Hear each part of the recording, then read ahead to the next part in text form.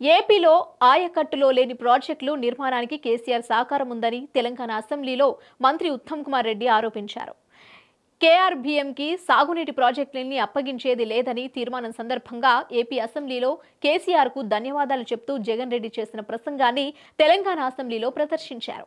అంతకుముందు కృష్ణా ప్రాజెక్టులపై వాస్తవాలు, బీఆర్ఎస్ ప్రభుత్వ తప్పిదాల పేరుతో నోటు విడుదల చేశారు. గతంలో అసెంబ్లీలో మాట్లాడిన జగన్ ప్రసంగం వీడియోని ప్రదర్శించారు. అందులో జగన్ తెలంగాణ నుంచి నీరు వదిలితే తప్ప ఏపీకి నీరొచ్చే పరిస్థితి లేదని, రాయలసీమ 4 జిల్లాలతో పాటు ప్రకాశం, నెల్లూరు, కృష్ణా, వెస్ట్ గోదావరికి నీరొచ్చే అవకాశం లేదని, కేసీఆర్ ఒక అడుగు ముందుకు వేసినా తన రాష్ట్రం నుంచి, తన బౌండరీ నుంచి నీరు తీసుకోవడానికి ఒప్పుకున్నారని జగన్ అసెంబ్లీ ప్రకటించారని వీడియోలో ప్రదర్శించారు.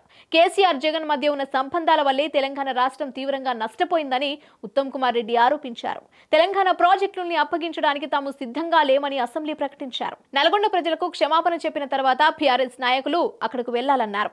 తెలంగాణ అసెంబ్లీ ఎన్నికల్లో నవంబర్ 30న పోలింగ్ జరగడానికి ముందు ఒక్కరోజు 29 అర్ధరాత్రి ఏపీ ప్రభుత్వం నాగార్జున సాగర్ కుడిగట్టు గేట్లను బలవంతంగా స్వాధీనం చేసుకుందన్నారు. ఎన్నికల్లో లబ్ధి చేకూర్చడానికి ఆ సమయంలో జగన్ అలా చేశారనే అనుమానం అందరికీ ఉందన్నారు. 400 నుండి 500 మంది బలగాలతో 5000 క్యూసెక్కుల నీటిని విడుదల చేశారన్నారు. ఆ సమయంలో కేసీఆర్ జగన్ కు మంచి సంబంధాలున్నాయని, కేసీఆర్ ఓడిపోతున్నారని తెలిసి జగన్ ఆంధ్ర పోలీసుల్ని సాగర్ మీదకు పంపారని అనుమానాలు ఉన్నాయని ఉత్తమ్ ఆరోపించారు.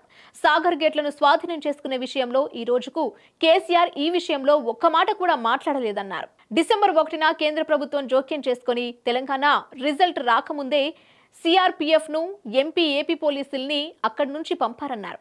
ఆ సమయంలో కూడా తెలంగాణలో రేవంత్ రెడ్డి అధికారంలో లేరన్నారు. డిసెంబర్ 1 నాటికి తెలంగాణలో కేసీఆర్ సీఎంగానే ఉన్నారని, అప్పుడు కాంగ్రెస్ అధికారంలో లేదన్నారు. ఎన్నికల ఫలితాలు వచ్చే నాటికి తెలంగాణ సీఎంగా కేసీఆర్, ఆయన కార్యదర్శిగా స్మితా సబ్బర్వాల్ ప్రిన్సిపల్ సెక్రటరీ హోదాతో పాటు ఇరిగేషన్ అదనపు బాధ్యతలు చూస్తున్నారని చెప్పారు.